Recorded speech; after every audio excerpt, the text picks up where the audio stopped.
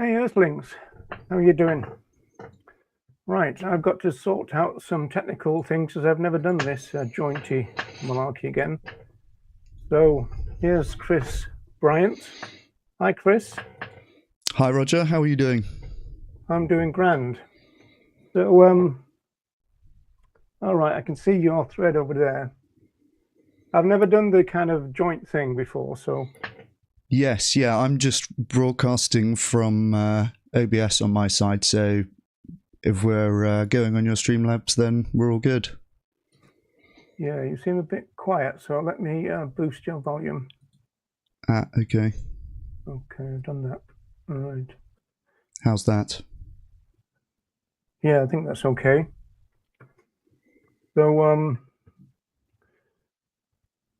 for my people, just let me do a little bit of housekeeping. Please. I always say that the best interactive chat is on the YouTube rather than on the Facebook feeds. And also, I don't do all that malarkey about making any money out of these things. So there's no super chats and all that kind of stuff on my channel. So just chat away. And there is on mine, just to...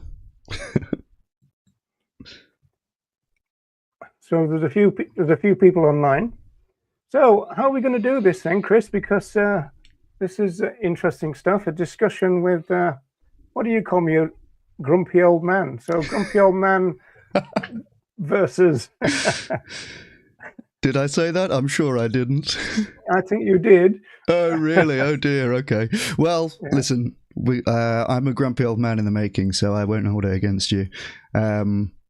I hope to one day be a grumpy old man. And yeah, well, why don't we both give a bit of introduction so that each other's audience know who we are, and then also talk a bit about how we got here, I guess. Yeah, well, let's do it in alphabetical order, so off you go. Sure thing, yeah. Well, my name's Chris Bryant. I run a research consultancy called Bryant Research, and we work with a lot of animal organisations on social science research. So we'll do polling, we'll do economic and healthcare and environmental modelling, we'll do expert interviews, focus groups, research that is really designed to help improve the strategy of animal organisations and also to help them to make the case to government, for example, for the benefits of moving towards a plant-based food system overall. So that's me. My PhD's in psychology. Before that, I studied business and also policy research. And right. I suppose it's worth saying that pertinent to this conversation, the main thing that I talk about on my YouTube channel is a concept called Vegan 2.0, which we're going to discuss and get into. You've been vegan since 2019, is that right? That's right, yeah. Yeah. I'm glad you mentioned your research and your methodology, because I have a couple of questions about that. Because I taught qualitative methodology at UCD and for 1 year at MA level. So I'm quite interested in the methodology that you might be using and stuff. So it's interesting that you said things like focus groups and surveys, that kind of stuff. So are they online focus groups or in person? Absolutely, yeah. No, I'd be happy to get into it. They're online for the most part. Okay, and do you find that valid and reliable? Yeah, absolutely. I mean, it'll just be like a group call, basically. I think in some ways people are going to be more willing to express things that they might be a little bit nervous in person, because you have kind of social dynamics more so in an in-person setting than online, and so it's more... people might be able to be a bit more honest, you know. Yeah, it could work the other way around because of the kind of barrier of the technology, but never mind. So in terms of me, for your audience then, I've been vegan since 1979. I was involved with lots and lots of single issue campaigns. I did the Sea Shepherd in Scotland type thing. I did all kinds of things, you know, hunt saboteurs and all that. And then I started doing quite a lot of the press for those kind of groups. And then I got involved with the Animal Liberation Front, or kind of more technically, it would be the Animal Liberation Front Supporters Group. That only lasted 8 months because I got nicked, and so that was the end of that kind of thing. And then in terms of academia, I've done an MA on the animal protection movement, and my PhD is about the support pillars of cultural speciesism. So that's me in a nutshell, I suppose. At the moment, I'm with the Vegan Information Project in Dublin. Okay, awesome. Yeah, thanks for giving that overview. And so I think probably a useful place to start is just briefly like the story of how we got here. Do you want to give your version? I think it started off, you saw that photo of my presentation, hey? Yes, that's right. So kind of like you could say it's all Animal Justice Project's fault, all of this. Well, only insofar as they shared the photo, right? Because they chose to show a photo. So I've got a couple of things that we can have a look at. So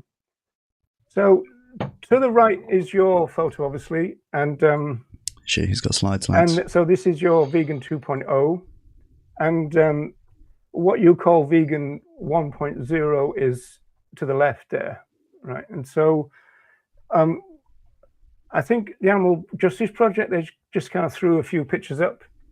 And funny enough, Chris, you know, if they hadn't have picked this slide, it wouldn't have happened because, I mean, we didn't know each other a week ago, right? And so that's an interesting one in itself.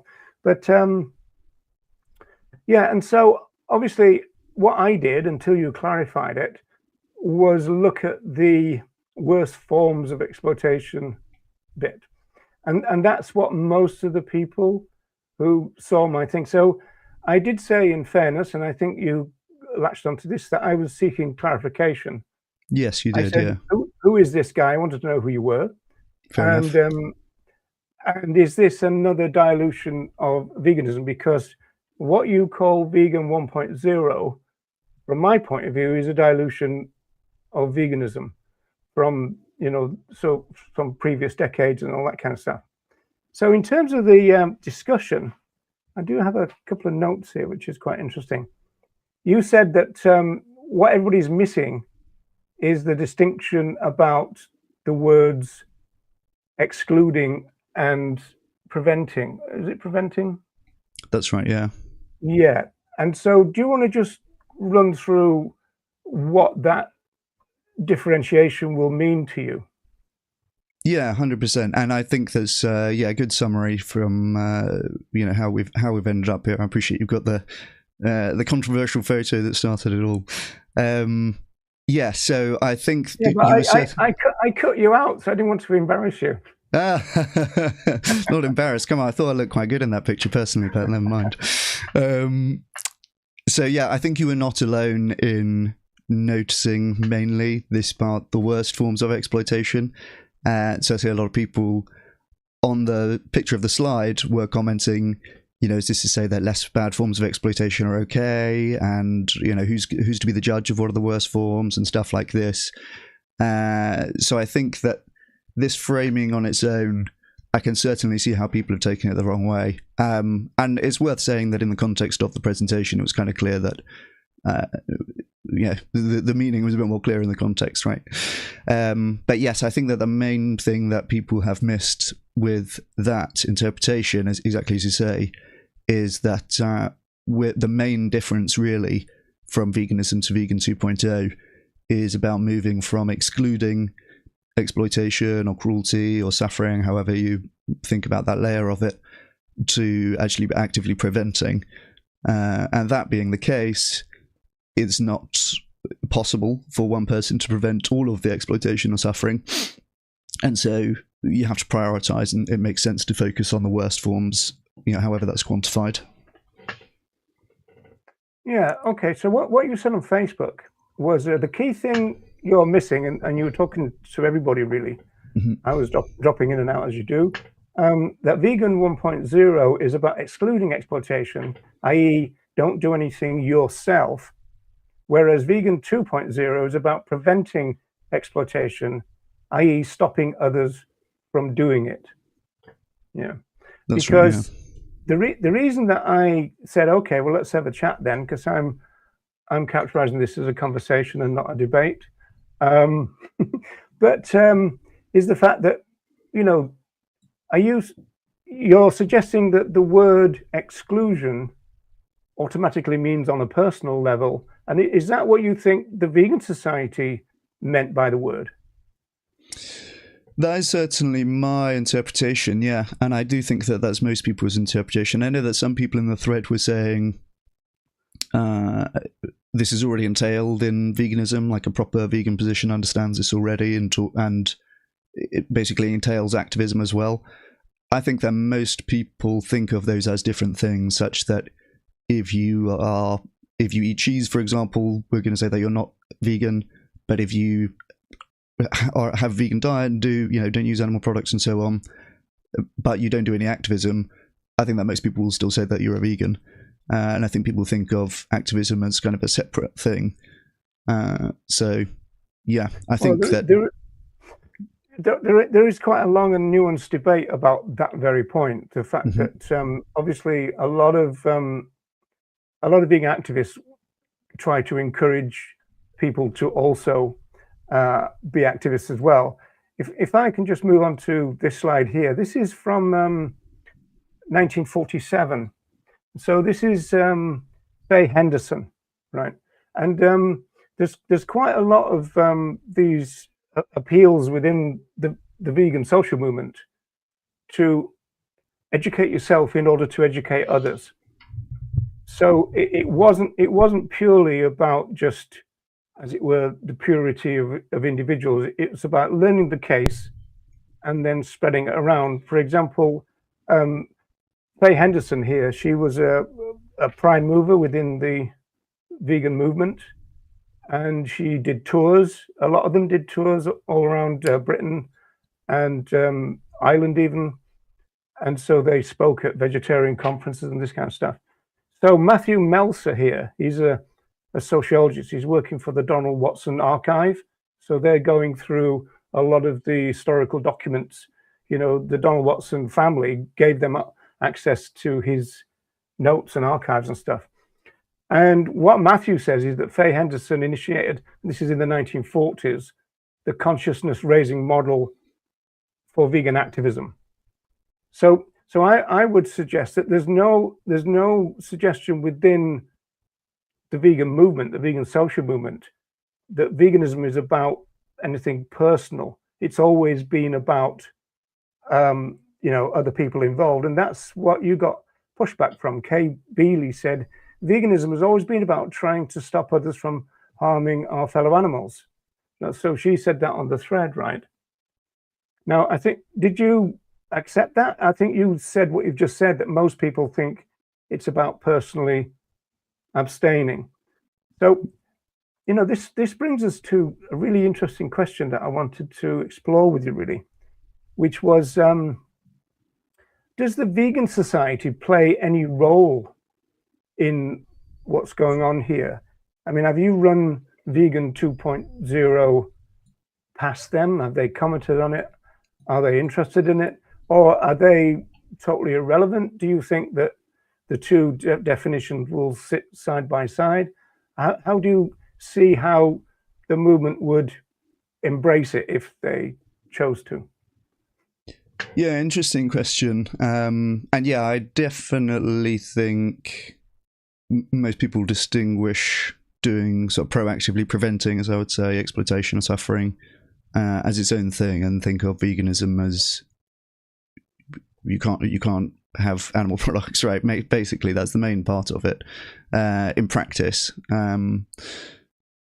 So yeah, funnily enough, actually, my good friend of mine from the Vegan Society also was seeing that presentation for the first time, and did say to me afterwards, I think there could be it's calling it Vegan 2.0 suggests that it's like next evolution of veganism itself. When always in practice, when I talk about it, I say this is to be practiced alongside veganism. Obviously, I think people ought to be vegan, and a part of Vegan 2.0 is sharing things to try and encourage people to move in that direction. So I mean, I think that just is how people are mainly using the term vegan at the moment, to just be about one's own practices. And, really this comes from the idea of vegans getting frustrated with the inability to be perfect in that respect. And there's a lot of pragmatic situations that you might find yourself. You need to take medicine that contains milk powder, you need to take a taxi that has leather seats or something like that, where I can see people being distressed by these situations. And from my perspective, I'm thinking, look, this is the world we have, and there's really going to be diminishing returns by trying to be perfect at avoiding or excluding, and basically using our limited attention and resources and time. There are many more things that we can do to help many, many more animals than like sweating the small stuff, basically. So I think that's probably an area where we'll tend to disagree somewhat. Yeah, this is the kind of stuff that Leonard and Sebastian Joy talk about. The don't sweat the small stuff, because it's better to have so many imperfect vegans more than a small group of perfect vegans. But I find, I know in your thread you said you're going to ask me, can you be a perfect vegan? Now, I would need that question to be clarified, because I see veganism as a philosophy. And so are you saying, can you perfectly agree with the philosophical thing? Because I think what's behind these type of questions is, can you be a perfect plant-based eater?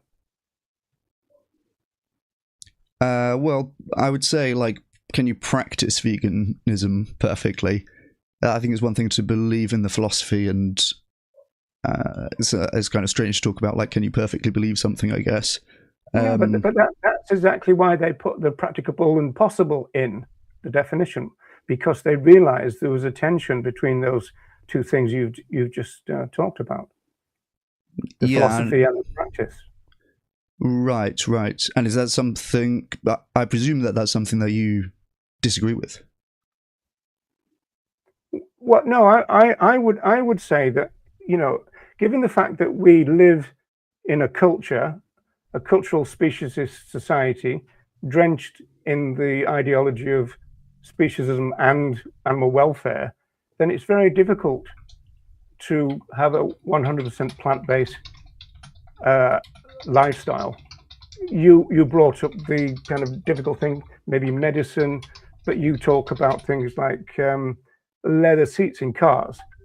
Now, obviously, if a vegan goes and buys a car, I imagine that they will not buy one with, the skin of our fellow animals in it. But in terms of getting into a taxi with one, I mean, I would be, as you kind of alluded to there, I would possibly get in, but I'd feel pretty shitty about it.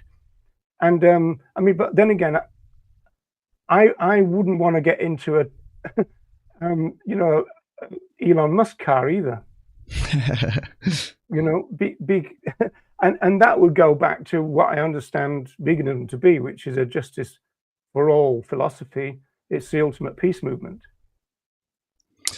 Yeah, I hear what you're saying. I mean, I think you don't need to feel shitty if you get the taxi with the leather seats, because there's so much. I'm very like quantitative in the way that I think about these things. I think that's another probably interesting diversion between. Then would you use the word regretful?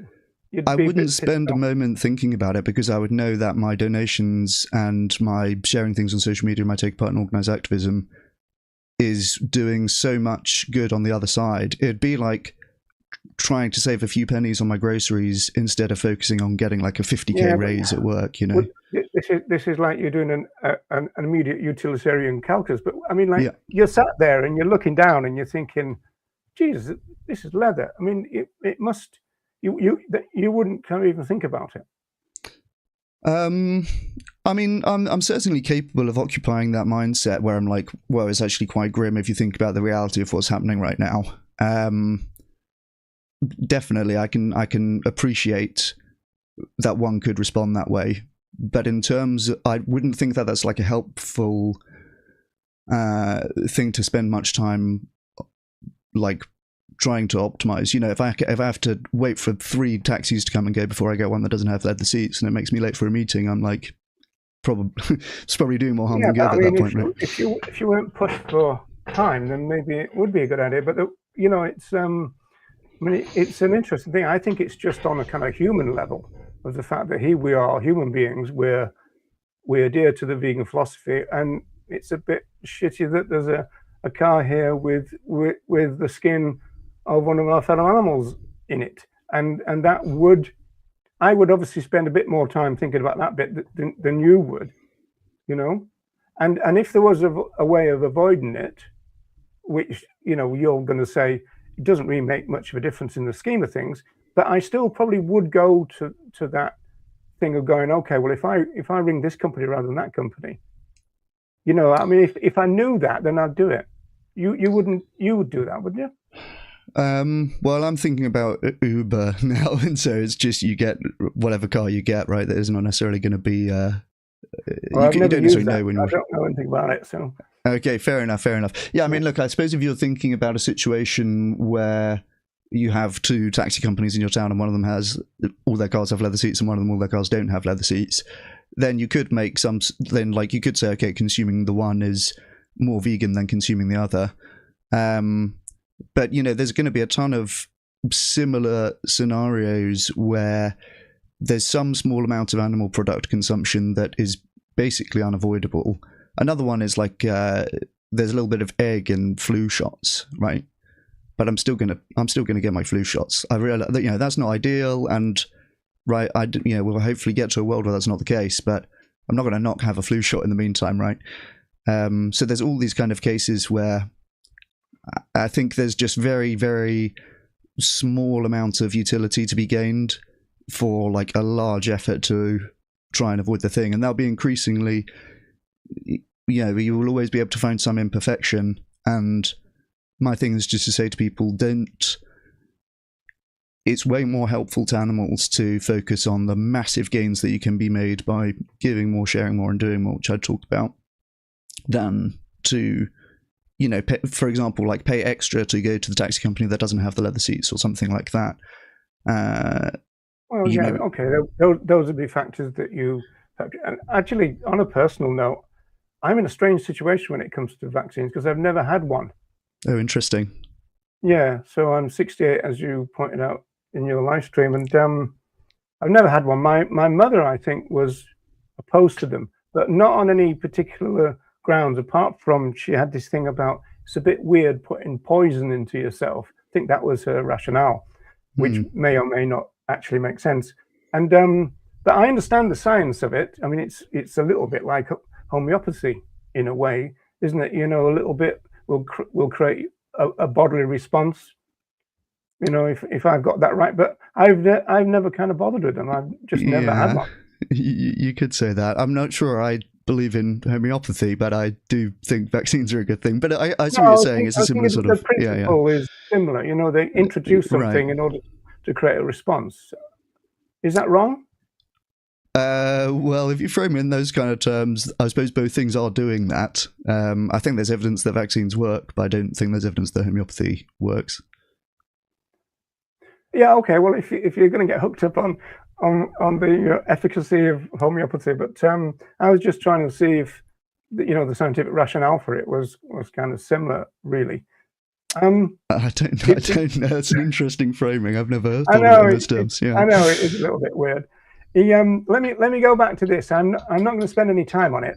I just want to kind of ram my point home, as it were. Now, this is Matthew again, and he's looked at the history of the vegan movement, and he's basically saying that right from the beginning there was this idea that you'd end up with an emancipated vegan self, a more compassionate human society, and it was about these interconnected goals, about it's transformative, and that's how the founders saw what veganism was all about. It's going to transform human beings for the good, and in fact they said that vegan values were part and parcel of the moral evolution of humanity. This one is basically saying the same, but this is more like an appeal to the movement, that I think Matthew is probably recognizing that, veganism has kind of moderated out a little bit, and it might be quite good to recenter the philosophical meaning of veganism. And the quote from Watson is, towards the end of his life, he was making repeated appeals to the movement not to forego the original founding values of veganism. And I suppose I would argue, and you might not, that they have kind of gone. And then again, this is the one where he says, if the vegan ideal of non-exploitation were generally adopted, it would be the greatest peaceful revolution ever known. And what you get from people like Kathleen Janaway is that if the vegan ideal of non-exploitation were generally adopted, vegan values would end war and poverty, she argued in 1992. So for the founders of our movement, the movement that we've joined subsequently, you recently, me in the 70s, the founders of our movement had these radical ideas. They were real kind of English radicals with a revolutionary idea. And the reason for that is it comes from the fact that the vegan social movement was born out of the ashes of the war. And they'd seen how human beings had got violent, which is kind of ironic in a way, because they hadn't yet, I don't think, learned about the Holocaust that much. They hadn't learned about the nuclear bombs in Japan, for example, right? And so I think that they were just going, what has happened to humanity?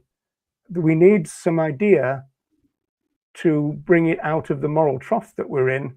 And they came to conclude that it was about veganism and vegan values. So this is Watson 88, talking about the movement again. And he's saying the movement is but a child, needs all the support it gets. And, again, kind of an appeal. And then just before he died, or 2 years before he died, Watson is writing to Arthur Ling. Do you know who Arthur Ling is? No. Okay, so he's like the co-founder with Leslie Cross of Plant Milks, Plamil, the company Plamil. Oh, cool. And he says, since veganism by definition claims to help animals and people, obviously we would word it in different ways now, the vegan society must do its part in showing how to bring it about. So what I'm trying to get across, well, we know about that one. You mentioned that enough. We can skip that.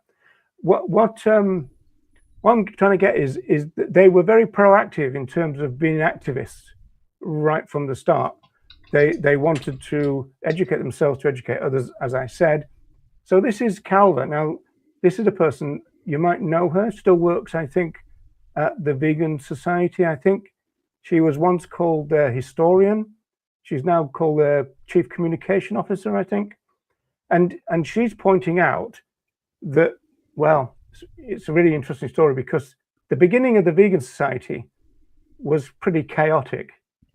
And that was the fault, in a way, which is a good fault, of the Vegetarian Society. So I don't know whether you want me to go into that story, but basically, they trotted along in 1944. This is Elsie, Shrigley, and Watson. And they said, can we have a non-dairy section, please, vegetarians? And they said, no, right? They said, the best thing for you to do, because we want to continue concentrating on flesh, best thing for you to do is start your own movement. And so that's what they did, but they didn't know they were going to do that. They didn't know that the vegetarians were going to say no. But in my estimation, it's the biggest favor that the vegetarians ever did to veganism, because within 10 years, they worked out the philosophy of veganism, which got more and more and more radical. You were talking about the diet aspect of it in your live stream. It quickly went away from that, because they used to be called non-dairy vegetarians in those days. And they quickly moved away from that. And they started to radicalize until we end up in 1954 with an essay called The Surge of Freedom by Leslie Cross. And that's like the final, I suppose, statement of radical vegan philosophy. And that has gone. As soon as Cross stopped working for the Vegan Society, the Vegan Society started to moderate, which I think is a terrible, terrible sadness and kind of indictment, really. This is just the same, really, but the aim is not to make the present relationship between man and animal more tolerable, obviously the sexist language of the time. And above that, we've come out on the side of the liberators. This is not about welfare, this is about freedom. Now, he says that twice in two separate essays, right? And then the final one is this one. So now we've moved into the 60s. This is Jack Sanderson, the editor of the Vegan magazine. It is the task of the present generation of vegans to erase from the face of the earth all the wrong exploitation of the collective life of the earth, that of the creatures, the plants, and that of humanity. So I know you said disparaging things about the concept of intersectionality. I would suggest that if we're going to have a conversation about that we use David Nybert's idea, which is the entanglements of oppression and liberation, because it basically means the same. There was a live stream the other day with Carol Adams. Do you know who Carol Adams is? Yes. Yeah. So, and she was saying that, you know, intersectionality has caused quite a bit of upset in the movement, which is true. But we don't need that. To say the same thing as what pro-intersectionality means, we don't need to use the word, especially because a lot of modern day vegans think it's an identity, which it's not, it's a toolbox. But before that, the feminists were coming up with ideas which were the same, you know. And again, I always go for David Nybert, the entanglements of oppression and liberation, that these issues of liberation are interlinked, which is kind of intersectionality, right? So that's a bit of a, well, I'll try to keep it short, but that's my kind of opening gambit about how radical the vegan movement used to be. And that's why I said on my description that I think we're both going to agree that we might think that some modification of what you call vegan 1.0 is needed. You move forward to think, I would want to go back to the more radical times and say, hey, look at this is brilliant, right? I see what you're saying. Maybe we're kind of shoehorsing to some extent, as they say, in that respect, if we're to the extent that we're both talking about moving beyond personally excluding. There's a lot there that thank you for preparing well and like making slides and everything and watching the live show. I really appreciate you taking the time to do that, and I have read a little bit about your views as well, so hopefully we're set up for a good conversation here. Yeah, well, that's cool that we are similarly concerned with moving beyond personal exclusion. I really think that that's going to be something with diminishing returns, as I've said, and I often try to think about it from the perspective of what would a factory farming executive want the animal movement to be focused on, so as to be as inefficacious as possible against their business, basically. And I think like having everybody be very much focused on, I need to personally be pure in the sense of what I'm consuming, is a great way to waste their limited amount of energy and resources, in my view. And so I think the discourse about purity, which is often described as all or nothing and everything, I think that's more of a slur than a reality. Because I've never known anyone who said to somebody, say on the street or anything, do all or nothing. I know that's Leonard's line, but I've never known anybody say that. And then, but you're talking about on the personal level, right? But you know, there's nothing wrong with trying to be consistent with your morals. Surely you'd agree with that. Yeah, for sure. Yeah, I think people should try to be consistent. Yeah, I do agree with that. Well, that's all it is. Yeah, and that's fine. And like I say, there's going to be some cases like the flu jab and things like this where it's like, look, this is some practical exception to, and that's fine. It sounds like you're saying you don't like necessarily disagree with that's sometimes necessary, and that it's more important to focus on proactively doing good and preventing the exploitation. And maybe there's an interesting conversation for us to have about how best to do that as well. I guess that's more of an empirical discussion. But yeah, when I think about these things it definitely is with a more utilitarian framing, where I'm like thinking about the number of animals that this is going to affect, thinking about how much it's going to affect their suffering in one direction or another. And I think that will tend to lead us to quite different things that we'll tend to support. But I think often as well, those things end up pointing towards the same common ideal. I'm just having a shorter, like, what's the next step? What's the pragmatic way to move this forward? Rather than, you could say, like a broader philosophical focus. Yeah, I get your point. Deb is saying, this is Deb from the States. Well, we've agreed not to start swearing until 30 minutes in. Yeah, that's right. And I did want to say, I was going to say this at the beginning, because I know Philip might be here too. And everybody who went on the No Kings thing, wherever in the world, kind of well done for that. And kind of kudos to you and all that kind of stuff. Right, sorry, did I interrupt you? No, I think that's probably a fine place for you to. So, like, one implication of that is doing the cage-free stuff and the welfare reforms, which I know we probably also there's some daylight between our positions on that. I've also written down. Well, actually, I don't know. Did I answer your question? Yeah, roughly. Well, I mean, obviously, we're not going to agree on the cage-free stuff. In fact, I saw. My research on you this morning was watching your conversation with was it Virtue Post-Mortem? That's right, yeah. Now, that was really interesting because, first of all, I've not looked into animal welfare science for years and years and years, and I saw that you were frantically bringing it up on the screen while they were talking. So it was quite interesting because that's the kind of world that I've kind of left behind in a way, to concentrate on veganism. And because I did do a report on controlled atmosphere stunning, which is now we're talking about the gas chambers and stuff, right? And this was as it was coming in. So I looked at all the research when that was all prototype type things. And it was really kind of fascinating because they were struggling with ideas about pockets of air. So they said we need to create turbulence within the gas chambers and all this kind of stuff. Now, one of the main groups that campaigned for the gas chambers was PETA, as in People for the Ethical Treatment of Animals. Interesting. Right? And now I imagine that they would be opposed to them because of as it's been put into practice over the years. That often is what happens with welfare reforms.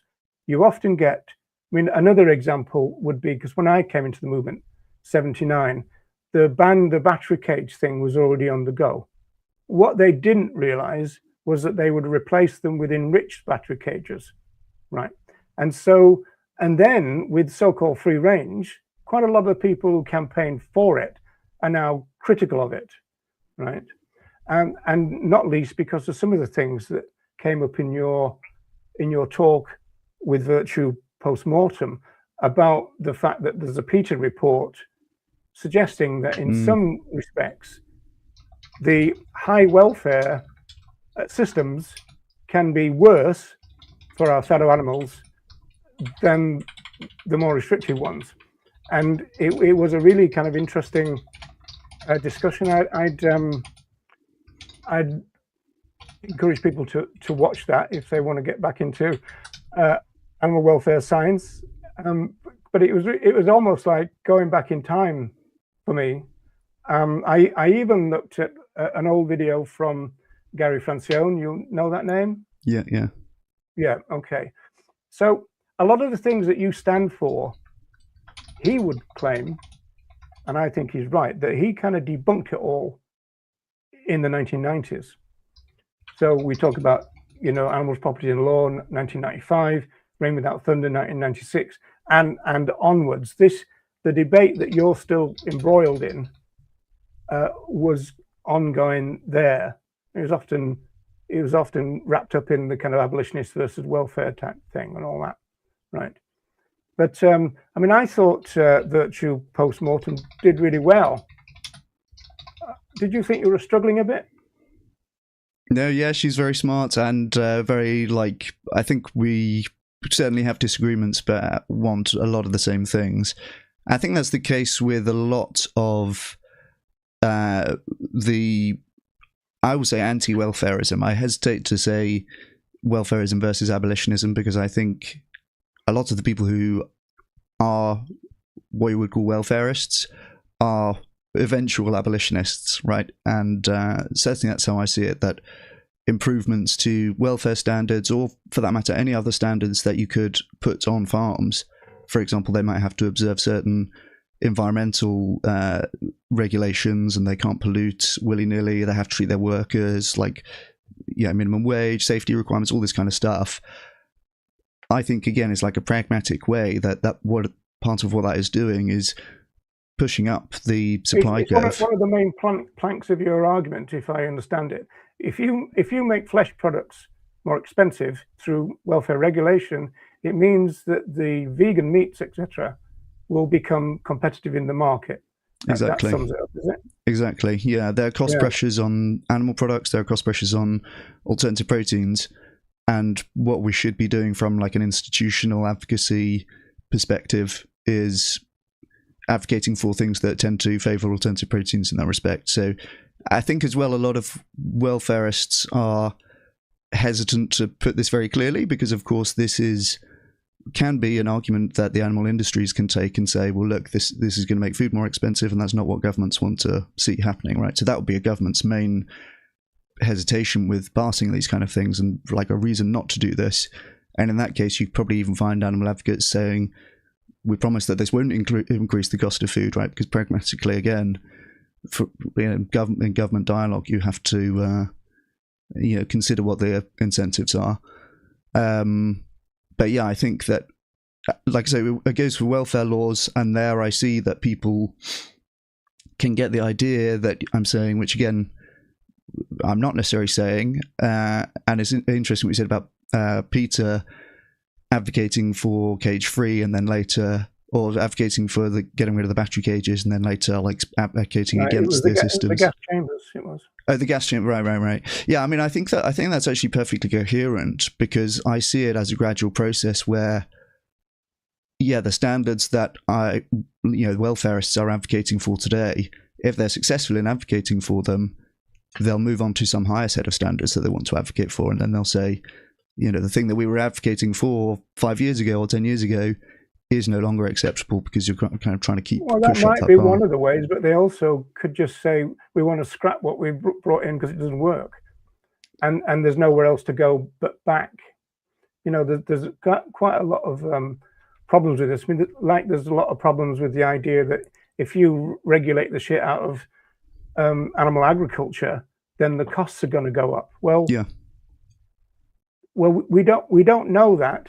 There is some research saying one way or the other, and you mentioned that in your thing. But the point is, who's going to check it out? Who's going to regulate that within a deeply speciesist culture? I mean, I can't see you getting your overalls on and going to have a look at the farms every week, right? So who's gonna, you say, well, we've brought in this thing. We know farmers break their welfare rules all the time. For sure, there are enforcement problems. So what's the point of getting them if they're not going to be adhered to? No monitoring, and even then, what is it? Slap on the wrist? Well, I agree that the regulations have to have teeth, ideally, right? You want it to be able to be enforced, and you want there to be serious consequences for not observing the law. Well, yeah, but what does that mean, Chris? Enforced by whom? Well, funny you should ask. At the moment, the responsibility for enforcing animal welfare laws, which are generally, like you say, are frequently violated in British farming. We do have some good animal welfare protections, but the enforcement infrastructure really is lacking, and that's a big problem. The responsibility for enforcing that at the moment, kind of bizarrely in my view, lies with local councils. So it'll be like the local council of the city or the town where you live is the body that's responsible for enforcing the standards on farms in that area. And of course, they don't really have the budget to do that. They normally have one person employed by each council who is responsible for sometimes thousands of farms in a particular area. It's not possible for them to inspect all of them. The farms kind of know that. But are you saying now then that you're kind of admitting really that we go to all the trouble of getting these things, but there's nobody to monitor it? The farmers are going to break the rules whenever they can, or they'll bend them and all that, which is what farmers do, and so, we spend years and years getting welfare reform that in a sense doesn't mean anything. Well, I think there's, first of all, while there is a lot of violations, I think that as a practice, it will make businesses adhere to that to a much greater degree than if there weren't regulations, right? It's like people still murder other people, but it's still good that we make murder illegal because we're setting some kind of standard, like this is what's expected. Now, there's more resources to enforce that, which haven't really been made available in the case of animal welfare to the same extent. But I would see that as just another aspect of policy to fix. I wouldn't say. Have you done research on that? I mean, for example, have you looked at countries where there is animal welfare legislation and looked at countries where there isn't? Now, a lot of animal advocates assume that the ones that don't have it, everything's going to be worse. But do you know empirically whether that's true? That does tend to be the case, yeah. There's a resource called Animal Protection. I think it's an Animal Protection International thing where they give grades basically to different countries in terms of their laws around farmed animal protection and also different types of animals. And how would they monitor that? And would it be longitudinal over time? Well, varies by different country. And again, there is always going to be violations, like people break the law sometimes, right? But certainly in places where there are just no laws about how to treat farmed animals, then there's nothing even to be held to. I spoke to a lawyer a little while ago. This was an interesting conversation because she said to me, it's kind of, I guess it's an American context, but I imagine the same thing is true here. It's kind of encoded in the structure of a company as a legal entity that companies always want to be law-abiding, is how she said it. And so the way that the sounds a bit naive, to be honest. Well, in theory, right? In theory. So, obviously companies do break the law, right, all the time. But she was saying to me that the responsibility then can be actually for the executive who makes that decision, like the individual who is running that company is responsible for ensuring that they don't break the law. And so, yeah, companies will, but again, in America, they have like next to no farmed animal protection laws, bar in California, which does have some, and that's trying to be, they're trying to roll over that in the legislature at the moment. But yeah, I think certainly, it's now the case that upwards of 70 or 80% even, I think, of our eggs in the UK are from cage-free systems. And now the government is looking at and consulting on and most likely going to ban cages in egg production systems overall. So I saw you say that in that live stream. So what was the driving factors in that? Where does the 70% come from? I think advocating for companies to adopt cage-free eggs and prioritize that and so on, and then they put pressure on the supply chain. Producers have to do not what the demand side. There is also a demand side factor, definitely. Do you remember that Hugh Fearnley-Whittingstall? I think it was Hugh Fearnley-Whittingstall thing a few years ago. He did a big thing about free range versus caged eggs, and everyone, that was on at the time when we all watched the same thing on TV. So that got a lot of traction, but it has been a gradual process over time of increasing the percentage of eggs in the UK that come from non-cage systems. Well, that's interesting from my point of view, because my position is that we need cultural change. It's far too early to go to politics unless it's for animal welfare reasons. I understand that politics and animal welfareism has got some symbiosis or anything, but in terms of politics and animal rights, just doesn't work. Animal rights as a concept is far too difficult and radical for politicians. They can't deliver it. And so what they do, and they've done this over the years, there's legislation in Ireland at the moment where this process is happening, is that they start off with an animal rightsy kind of idea and it slides into welfare because the system is based on that. That, you know, the system, and of course you're trying to get legislation through parliaments which are chock full of speciesists. So, you know, you got your work cut out anyway. So it seems to me that we need to change the culture, and that would then imply to me vegan education. I certainly think that's a valuable part of it. I certainly think that's a necessary component of moving us all in that direction. And it's very fashionable in effective altruism circles, which has a big overlap with Vegan 2.0 that I talk about, to be focused on institutions rather than individuals. So the thinking is, obviously, if you persuade a government to change a law, or you persuade a big supermarket chain to change something in their supplier conditions or whatever, you're going to affect many, many more animals than like getting one extra person to go vegan, for example. But I think an important asterisk on that is that it does actually rely on enough individuals caring about the issue, and institutions are effective, but like ultimately beholden to individuals, such that, you know, the Prime Minister can't just come on telly tomorrow and say we're banning all factory farming if all of the voters still want to have their cheap animal products, because they'll just vote for the other guy, right, or the other girl. And likewise, you know, the CEO of Sainsbury's can't just come out and say we're going to stop having all factory farm products if all of the consumers still like put a lot of value on having cheap animal products, because they'll just go to Tesco instead. So the demand side is crucial for us. Are you 100%. Cool about taking some questions before we move on? Yeah, absolutely. Yeah. Okay. Well, here's one from Wendy. I've seen a few as we've been talking, so we'll have a quick look. Do you see CIWF, that's compassionate animal farming? Do you think you're the same as that? I'm sure we have a lot of overlap in terms of the kinds of legislation that we might seek to support and stuff like this. So yeah, if the question is meant to be like how original is it? Not especially, really. I've kind of just, like, I haven't made any new resources or invented any part of Vegan 2.0. I always say it's give more, share more, and do more, right? So it's just donating to charities, to effective charities, sharing things on social media, and then taking part in organised online activism. So I didn't invent any of those things, but I'm kind of just branding it and putting it together and presenting it as like easy things people can do. One question I've got in my back pocket is, I was going to ask it later, but it might as well pop up now, is do you think Vegan 2.0 is vegan?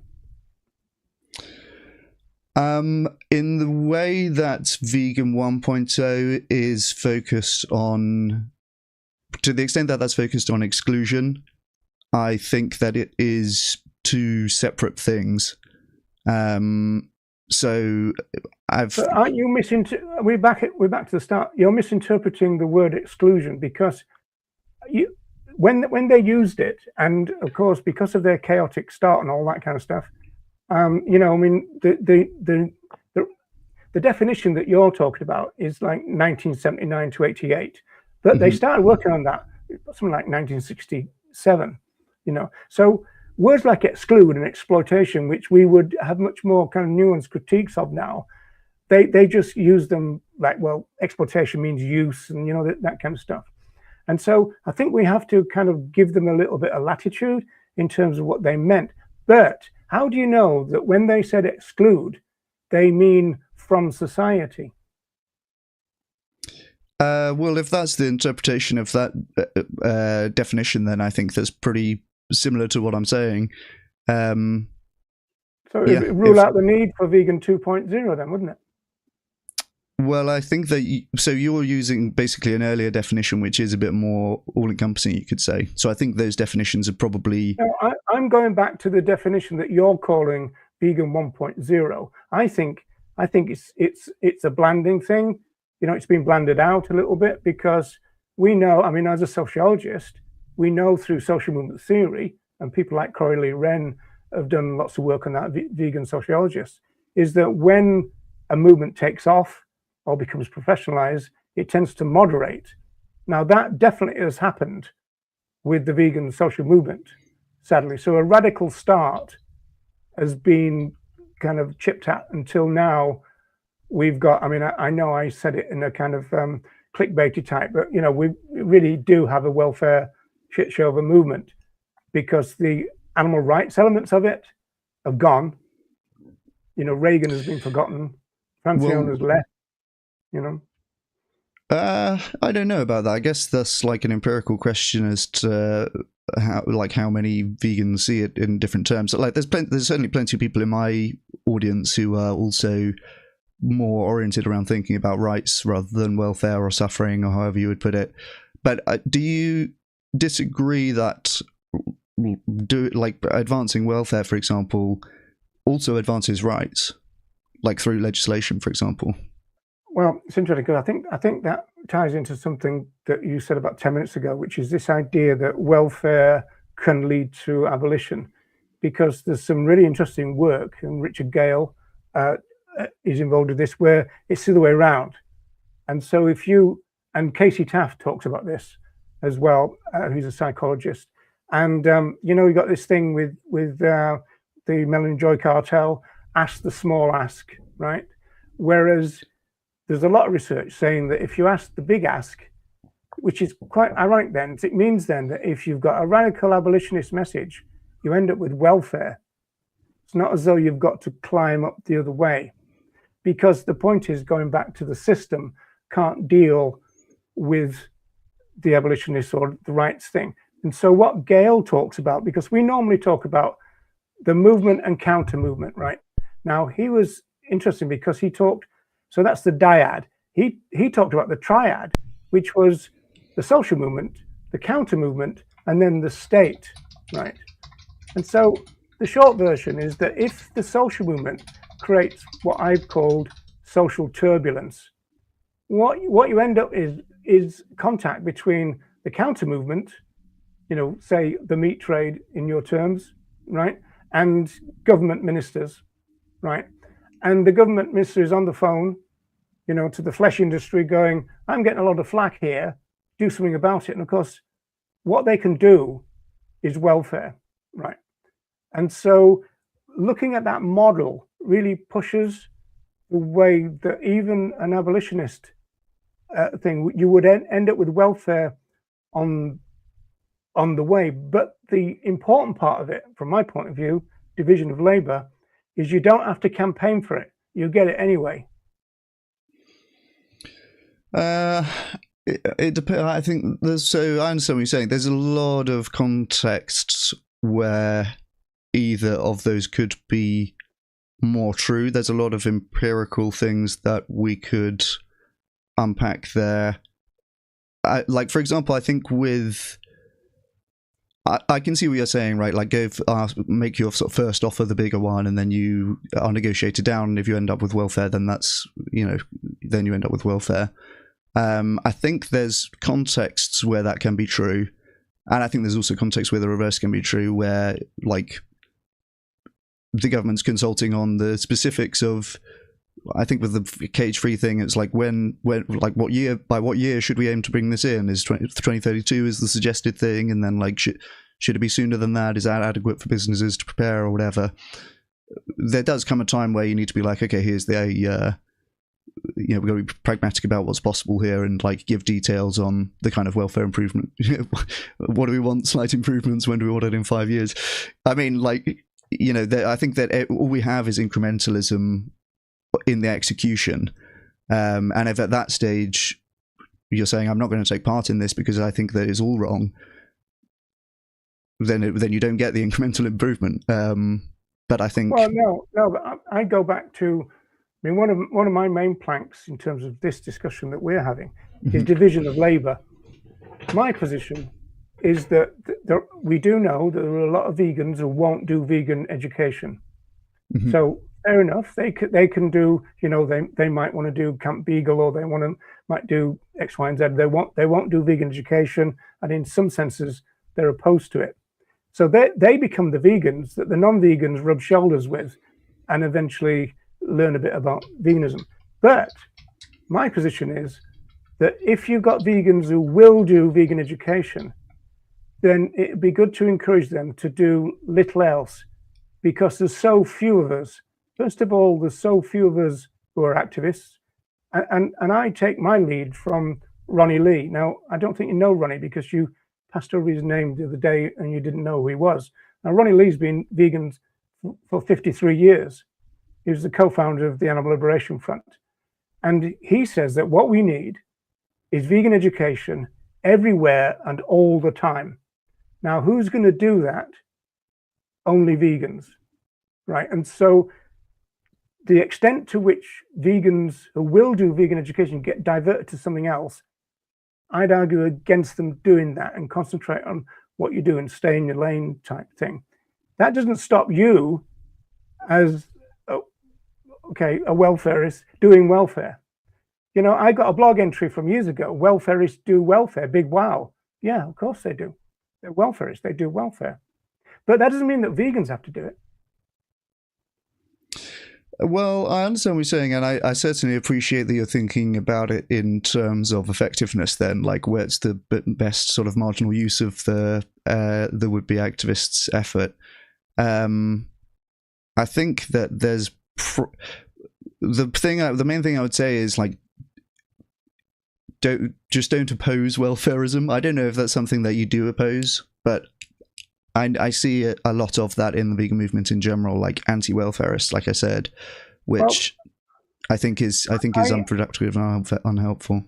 My position on that is that there's no way that I can tell anyone what to do, and so if they're going to do welfare, they're going to do welfare no matter what. In terms of whether I think they're wasting their time, I probably am, for the various reasons that we've already discussed. But if you want to do your welfare, then go for it. But I don't want vegans to do it. And I don't want a welfare position like yours to be called veganism, because it's not. But do you agree? I'm not sure if we agreed in the end whether that actually... Do you recognise what I'm saying about, like, increasing the cost of producing animal products and therefore making it easier for alternatives to compete and stuff like that? Do you not think it's kind of towards the same? That's a contentious issue, that. Because okay. you've got the fact that you've got a process in terms of... I mean, one thing that's missing from that model that I've seen you talk about, and you've probably delved into this, so excuse me for that, is the subsidies. So what would happen then is if the farming side of it was struggling to meet their increased cost, the good chance is that the government will bail them out with increased subsidies, because farming, animal farming in particular, has always been bailed out by governments because they're specialist governments. So it wouldn't then impact on the farms, and it wouldn't necessarily impact on the consumer, because the government is taking the hit through taxes, which means, ironically, that vegans are paying for that. That's certainly possible that would happen. I don't think it's a given, and I think in any case, like, the longer term effects of that are going to be more and more governments thinking, hang on a minute, we don't actually want this sector that we're constantly having to bail out, and like at the taxpayer's expense, it's going to become an unpopular policy and stuff like that. So I think that, you know, even if something is like covered by some sort of insurance, it basically increases the cost of that insurance. And in the context of government doing bailouts, then it becomes something where alternative proteins become much more attractive to certain governments, because they see and they understand, well, we've got rising welfare standards here that we're going to have to, either consumers are going to have to fit the bill or taxpayers are going to have to fit the bill, but either way it's like getting more expensive to run this whole thing. Meanwhile, alternative proteins are getting cheaper and getting better at some point, you know, and you do already see this in a lot of the less democratic countries, where China is putting massive resources into developing alternative proteins and like reducing the reliance on animals, because they understand its liability for our society to be dependent on so much feed being imported, right? It's a very resource inefficient way of producing food. See the same thing in the United Arab Emirates as well, where they're pouring a load of money into alternative proteins as a food security thing. So I think that we want factory farming to be a less appealing proposition from government's perspectives as well. All farming. All animal farming. Yes, but especially factory farming. And again, I'm like, it's just a numbers game, right? Like over 90% of farmed animals are in factory farms. They're having, their experience is much, much worse. So I don't disagree with that. But again, I would be like, you have to prioritize in terms of like what you're focusing on doing next. Yeah, okay, let me try and unpick that a little bit in the sense that if I understand you right, that model, the subsidies thing that you just talked about, now the government are going to get sick of bailing them out, you think, and so eventually there's going to be some kind of collapse of the system. Now, I think that is true if we're talking about a reduction in demand. You're saying it will be true if all you've done is introduce stricter animal welfare regulations, which then the farmers complain to the government. So you've got people like the cranky vegan, Jake Conroy, who would say that the government will forever bail out the animal user industries because they're powerful, they pay for a lot of politicians and everything else. What they wouldn't do is they wouldn't continuously bail them out if the demand side of it fell off. And that's back to vegan education. Yeah, and I mean, absolutely. I think you need both demand and supply side interventions. So again, I'm not like anti-vegan education or anti-vegan campaigning. No, but you don't need the same people doing it. No, I suppose that you don't. But I wouldn't, I wouldn't encourage anyone working on welfare to be saying we shouldn't be doing vegan education. It's a waste of time and stuff like that. And I would. Likewise, I wouldn't encourage anyone doing the vegan education, the vegan outreach, to be opposed to welfare reforms. And a lot of people. That's one issue where we would disagree. I think, in the sense that you wouldn't discourage them doing vegan education, but those doing vegan education, I don't want them to get diverted because there's so few of us. There's so few. That's fine if it's like this is the marginally most productive way that I can spend my time. That's kind of fine. But I'm just saying, don't oppose it. It's a vegan way of passing your time. I'm not sure what you mean by that. Well, I mean, veganism is about, ultimately we're talking about increasing the amount of justice and peace in the world. I know it sounds a little bit ironic and a little bit weak at the moment with what's going on in the world. I mean, the violence that is going on in the world. And of course, we know that, in terms of war, the main victims are our fellow animals. Far more fellow animals, individuals who get killed through war than human beings. Always has been.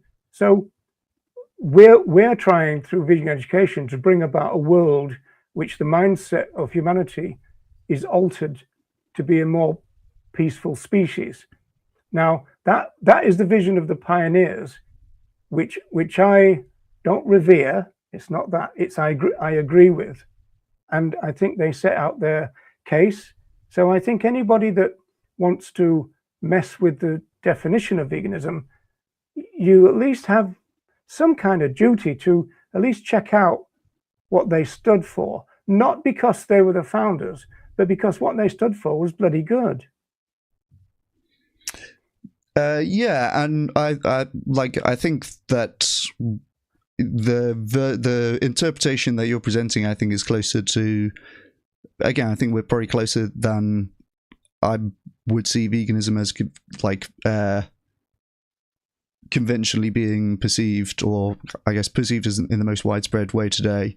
But what I'm saying is, so when I say don't oppose to welfareism, don't oppose welfareism, or don't oppose welfare reforms, mainly this is coming from a place of seeing vegans thinking that this might actually be counterproductive for people to be doing, and that, for example, it's like placating people and making them feel better about consuming animal products if they think that there's some sort of welfare assurances, and often those welfare assurances kind of meaningless, which that certainly is a problem, and like non-enforcement of standards is a problem. But I don't think it's the case that the evidence I've seen in terms of like the impact of welfare standards on consumption is that, if anything, news about improvements in welfare standards tends to decrease consumption of those animal products rather than increase it. So some vegans will worry that, if there's a media cycle about increased standards for farming pigs, for example, then the net effect of that will be people going, okay, great, that's we can eat more pigs now.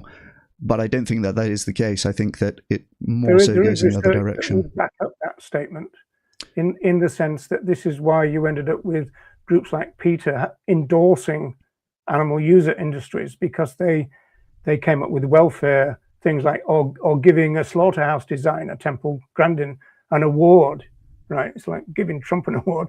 And so but I'm not sure if that. I haven't seen evidence that it increases consumption. Well, that's the reason that they do it, because they can then say, hey, our stuff is high welfare, right? So if you're like one company doing it in a context where other companies are not doing it, then it's possible that you'll increase your market share by doing that. But I don't think it's increasing the overall number of animals being slaughtered. Yeah, but you can't lag behind. I mean, if you're saying that, let's call, I think you said free range, let's call that high welfare. You said 70% move that way already. So the 30% are kind of lagging behind. Eventually, they're going to get the message that they're not up with the scheme. They're going to have to get their shit together, right? Yeah, and one thing that happens in that is now we're at the stage where it can actually be legislated, and that's a feasible thing for the government to do, because there's no majority of even the egg industry to oppose those welfare standards. And actually, when you get to, well, it ought to be when you get to up to 50% of the industry has adopted some new standard like cage-free, say, those producers, their incentives change from a position where they're saying, let's lobby against this in order to reduce our costs, to a position of favouring it so that their competitors have to have the same costs that they already have, right? I mean, so your position, to me, is within the welfare paradigm. And to me, veganism is outside of that. And to the pioneers of our movement, we were kind of outside of that as well. And so we do know that there are a lot more people who will do welfare education than who will do vegan education. So it would be beneficial in the scheme of things if you started doing vegan education and abandoned what you're doing now, because there's loads of welfareists who can do what you're doing. I mean, I am mainly talking about like what I think pragmatically helps most animals. Again, I do think that people should be vegan, and that is something that I talk about as well. But I do think that it's much more important in terms of helps more animals for people to be vegan 2.0, frankly. And if people are doing the donating and the organised activism and the sharing things on social media. What does the word help mean in your sentence there? Well, it'll be like some... Move all of them into free-range systems or something like that. That would certainly be part of it. I don't weight that as zero. But I even if you're focused only on slaughter, say, and not on quality of life, which I think is not a particularly tenable position. I think, like, obviously what we care about is the subjective experience of the animal, ultimately. But even if you're focused only on slaughter, I think that still doing the things that I talk about doing is going to reduce that number more than by personally observing veganism. You ran into that problem when you were talking to Virtue post-mortem, because you were talking about the air quality, which is from this PETA thing. The air quality in a cage-free system turned out to be a lot worse. Now, you were saying, okay, but you've got to look at overall welfare. Yeah. And so then you need to break down the components of all that, and then do your measurement, and then tot it all up at the end. I mean, first of all, it sounds like a bit of a job, but also, from my point of view, a little bit grotesque. But, how do you know that any of that, because whenever you try to justify it, you started talking about what happens in human research. You were using words like subjective. Well, yeah, that's because because you remember you came up with, well, what about cancer versus broken leg? Right. Well, you can ask the human which one, and you suggested that the chances are they're going to say, "I'd rather have a bloke and red, please," right? Yeah. But we impose these changes on our fellow animals because we can't ask them. And so how do we know? And that was part of your conversation. How do you know that what you've done with this reform is actually beneficial? Because there's now a new report saying you've made it worse. Well, we can't ask them, but I think we can make reasonable inferences about like what is likely to be a better or worse set of conditions for animals. Animals can express like more fear or distress or discomfort or signs of right, like obviously there are things that we can infer about animals' subjective state of mind. Well, I'd infer that they want their liberation, but let's go back to a couple of same. But I mean, so do you not think that rights can be violated to a different extent if that's the way that you think about it? I know that some people are allergic to the sort of utilitarian framing, but whenever I think about that, I think even if you're thinking about it as rights, you can have more or less rights violations going on, right? Of course, yeah. I mean, rights can be violated, and they are. I mean, they're being violated this second all over the world. We know that. Yeah, but some rights violations are worse than others. Well, you could probably argue that on a case-by-case situation. It depends on, what you're talking about and when and all the rest of it. But going back to this bit here. Well, like for example, in caged egg systems versus cage-free egg systems, I would say there are a greater degree, firstly, of rights violations going on in the cage systems, also number. Well, now you've run into the problem that you ran into when you were talking to Vegan Postmortem, because they found that, well, it's a difference between being able to stretch your leg and being able to breathe. Well, so the things that I pulled up in that conversation, the PETA report that we were discussing basically was expanding on the welfare arguments against cage-free systems. One of those is air quality. The idea is that if birds move around more, there's more dust in the air, they're going to have like worse quality than if they were in cages in terms of air quality. And as I said in that conversation, air quality is one component of welfare, and I don't, I'm not an animal welfare scientist. I don't know how to weight that as compared to other components. But the studies that I was looking, and so that PETA report was really only looking at the downsides of the cage-free systems, didn't make any attempt to kind of say this is the downsides of this system, this is the downsides of this system, which is worse, right? There wasn't an attempt to do anything like that. I've found a few reviews that had attempted to do that, and I think 2 out of 3 of those that I found said that there is less suffering, fewer rights violations, you might say, in the cage-free system. Well, no, I guess it is in terms of suffering they're making inferences about. Right. So less suffering in the cage-free systems were 2 out of 3 of the reviews I looked at, and 1 out of 3 said it was a wash. So I think on balance, I would tend to believe that there is less suffering in the cage-free systems based on the evidence that I've seen. Yeah, but Chris, you're a researcher. You can't go on 3 studies. I mean, presumably you're looking at how many systematic studies of that kind of thing have been done, but yeah, but you're coming to that conclusion from the 3 that you've just mentioned that came up in that live stream. So you have to. You need kind of more longitudinal stuff. You need to look at the patterns of research. I mean, there's no point in me saying this. You know this, right? Well, certainly, yeah. I mean, if there's some evidence presented, I haven't seen any evidence presented that welfare is worse in the cage-free system. Certainly, that PETA report was not purporting to show that. It was just kind of talking about bad things in cage-free systems. It didn't make an argument that they're worse. It did say that, and you were wrong. They said that. It didn't do any kind of comparison of the 2 systems. It just was talking about the ways in which it did conclude, in part, that it ended up being worse. It may have said that in the text, but it hadn't done the analysis to demonstrate that. Okay. See, this is interesting because again, I just slalom past all of this because of what I do, and I don't get into the nitty-gritty of trying to regulate atrocities, which is what welfare does, and it just it's just not my bag. And so, I prefer for all vegans to be concentrating on animal liberation and let the welfareists do the welfare. It's as simple as that with me. I mean, I'm a kind of simple man,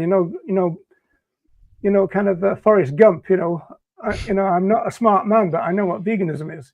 I think you're smarter than you let on there, Rog. I mean, I think that, like I said, I do think that there's value in both of those approaches, and the main thing that I would say and want sort of people of your perspective to hear and to take from this, welfare improvements are not just about improving the conditions of the animals who are in those systems, although that I think that is a valuable thing, right? You'd rather be killed than tortured and then killed, and you'd rather be tortured and then killed than double tortured and then killed, right? Like, these are relevant things for the animal who's having that experience or not.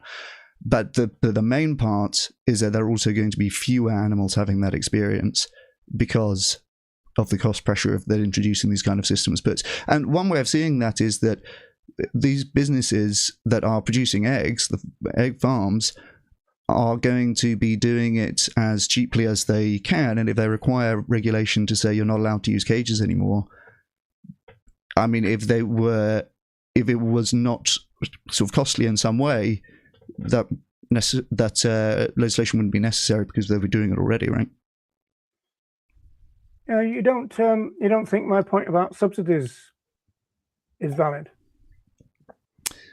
Again, I think that if that may happen in the short term and may even be used to offset price increases from improved welfare measures. Because I think in the long term, it will be like governments will have to come to acknowledge basically the more expensive. Governments have been bailing out animal farmers for decades and decades. Yeah, but it's not a good thing on the international stage to have your food system be a financial liability like that. And so that's why countries which recognize this are moving towards... What do you mean? They're in a globalized system, right? So it's not, it's like when farmers of every different country say, we have the best welfare in the world. They all say that, don't they? They do. Tell you that's right, yeah. But that can't be true, even if they wanted it to be true, because it's too expensive to do that. You have to do it on a global situation because it's a globalized thing. The idea that one country can end up having wonderful animal welfare, they're going to price themselves out of the market, aren't they? So there definitely is a component of that, and like imports of low welfare products are a problem to that kind of theory. But ultimately, you're going to get to a point, like ultimately the animal production systems are in competition with the alternative protein production systems. This is how I'm thinking about it. And the more restrictions of any kind that there are on those businesses, the easier that competition will become for the alternatives. And the animal industries know this because they're always trying to put restrictions on the alternative proteins, right? With the labeling thing you will have seen in the EU, you can't say meat for plant-based meat and all these terms. So isn't that a demonstration of the power of the farming lobby? Absolutely. Yeah. I think that's a problem. Oh, yeah, of course. That's right. This is why we've got to weaken it. But equally, 100%, yeah, I agree with that. But equally, our lobby must be strong. And I think that if we realize that we're doing something very different from, I guess, what would be sort of symmetrical to what the other side is doing, it probably means we're missing a trick at this stage. That won't always be the case, and there can be situations where interests align. And actually, low welfare imports is one of those. So animal advocates and animal farmers can join and agree on this one issue, that we should not be importing animal products that have lower welfare standards than are legally required for production in the UK. Now, well, it'd be interesting to look at the methodology of how you would even work that out, though. Of what do you mean, that agreement? No, that for you to characterize some of the lower welfare standards, mm-hmm. what would it mean, and would it be consistent? Would it change over time? Would it change from farm to farm? I mean, the idea that you can say that everything that comes off that ship is definitely going to be lower welfare standard. It's a case by case, isn't it? It might some of it might be higher. Some of it could be, yeah. And yeah, you'd be looking at, like, obviously you want some way to assess that and evaluate, right, we're still importing eggs from cages from some country, for example, like, let's not do that, it's not allowed over here. And so you put restrictions of some kind on that. Okay. Hey, look at this. I'm getting flack here. Oh dear. I'm getting flack from my own people. This is not good, is it? So I don't know if you've seen any questions you want to tackle or not. There's a question for Chris. Animal agriculture has expanded using welfare as a marketing tool. Even tougher welfare, as per the welfare laws, are not enforced or observed. Well, we are back to that problem of one of the major problems for you is that even if you go to the process of getting the legislation, it's a little bit like the hunting ban.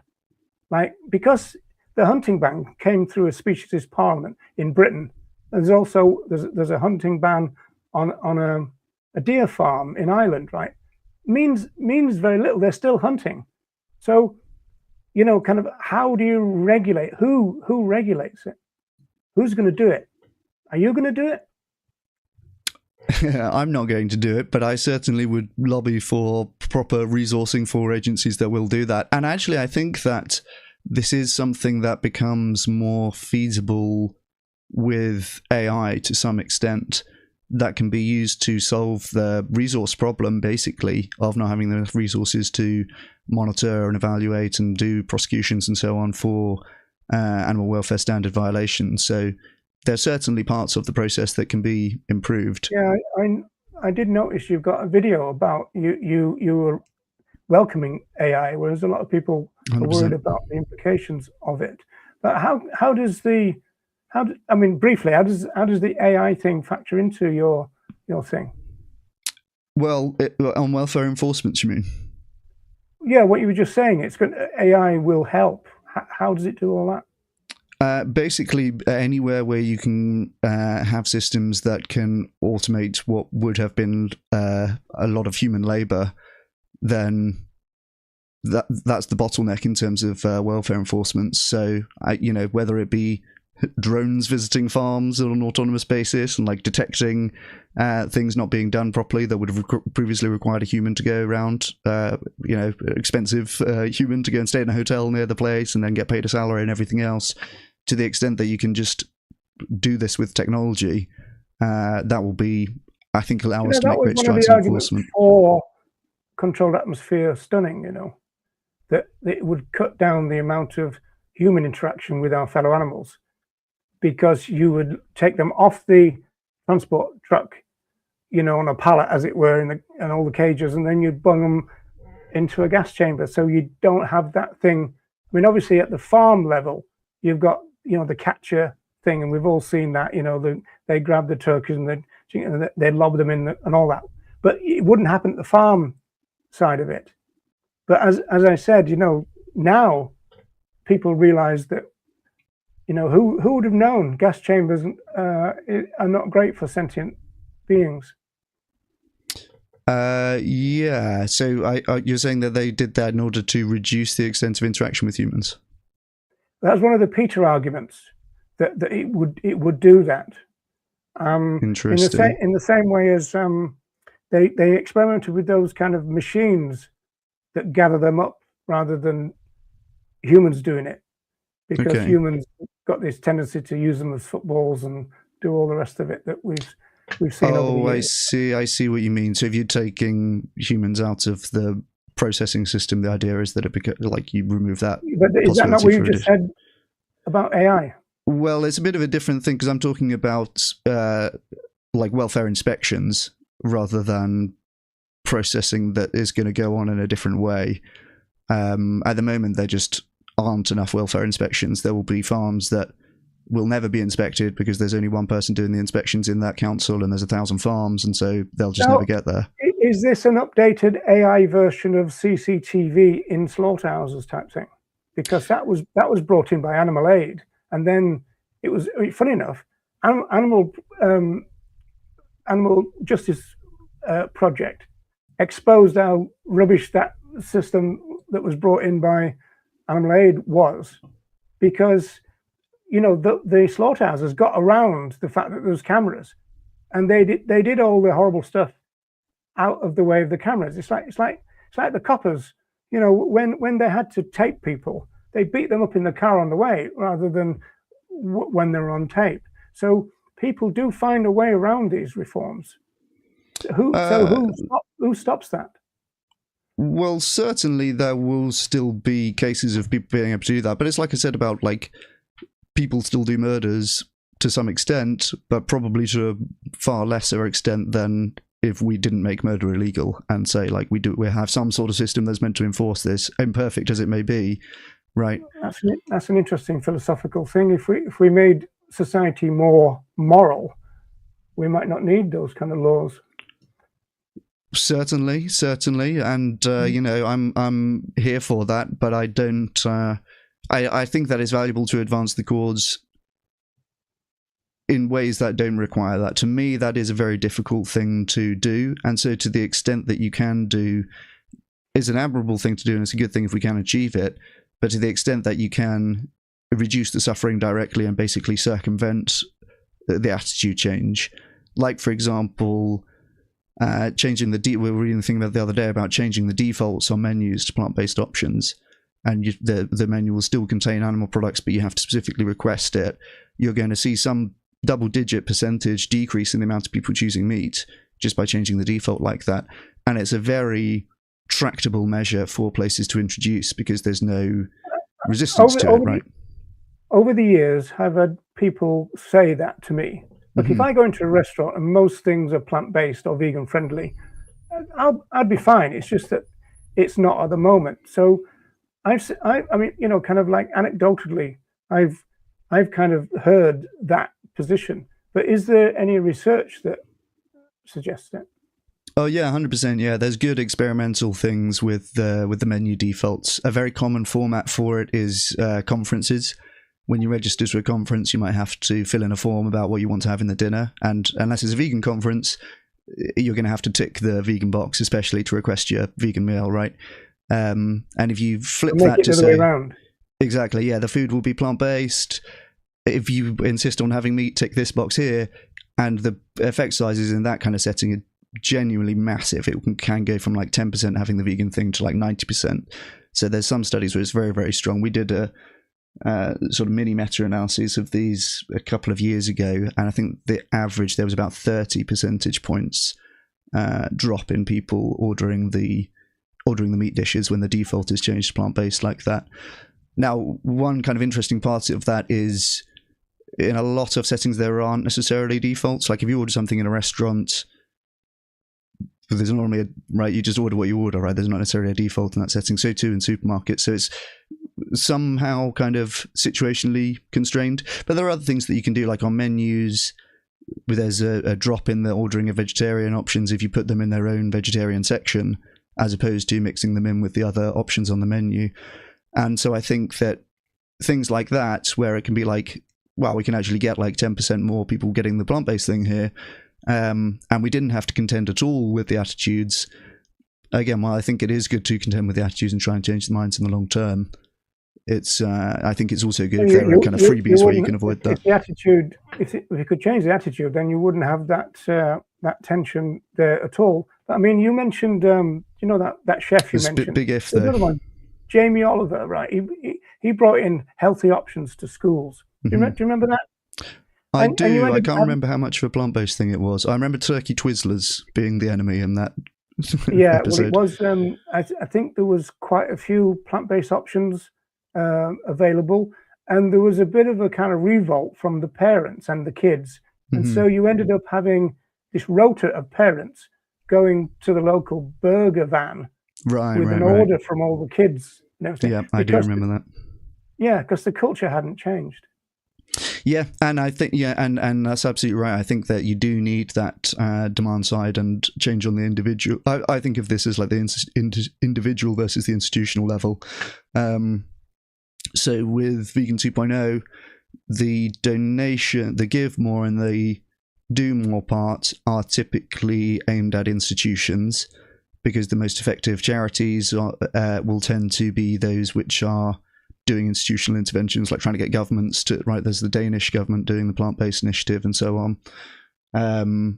And so too with the do more, typically we're talking about taking part in cage-free campaigns, or also there's a great organisation in the UK called Communities Against Factory Farming, and they basically lobby local councils to disallow planning permission for new factory farms, and they've had some great success in the UK at getting proposed factory farms either rejected or massively delayed.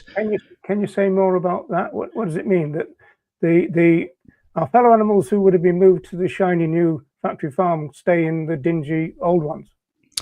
No, I think it's talking about not increasing overall number of animals farmed. Right, this is like a new farm that's going to be set up in order to produce more animals, and now that's not going to happen. Aren't these new mega farms and all that they're stopping, aren't they to replace the worn out old farms where it's actually difficult to look after welfare? I mean, I know this conversation's within the welfare paradigm, but isn't that likely to make the welfare worse if you stop a brand shiny facility from opening?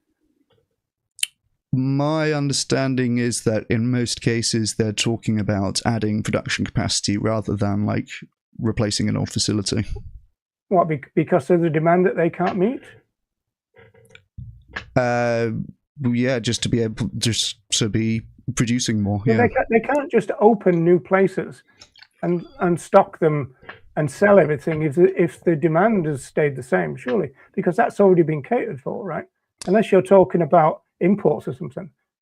It kind of depends, right? Maybe if there are more, if there's more production of a given animal product, then it can be supplied at a lower price. So maybe if they can reach that lower price, like there's an equilibrium in the market, but if there's more supply going on, it's possible that they can reach a lower price, and so it could be better welfare, lower price. How do you work that one out with the utilitarian calculus? No, I don't think it's about better welfare. They're blocking construction of factory farms.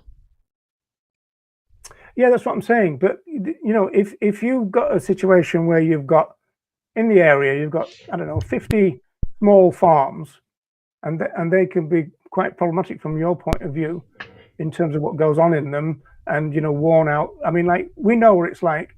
You look at a factory farm or a slaughterhouse after a couple of years operation, and the place is a shit show, right?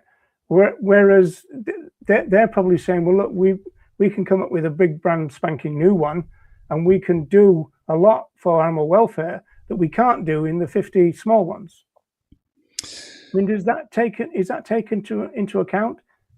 I'm not sure if that's all what they're saying. They, like, it may be the case that the older facilities become unusable and they need to invest their money and produce and like making a new facility in order to create the same amount, same quantity overall, let's say. But they might be transferring. They might be transferring the individuals into a better situation, might they?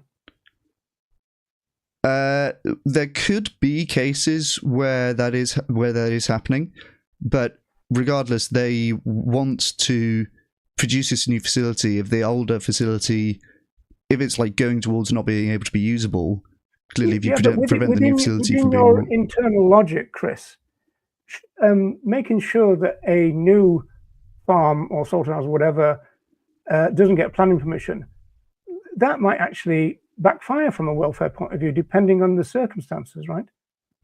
And we know that the reason that a lot of people object to it is their own health, environmental things, the pollution, smell, all that kind of, nothing to do with animal rights, of course, even nothing that much to do with animal welfare and that. But from an animal welfare point of view, you might actually say, no, actually, the opening of that thing is better than the situation as it is now.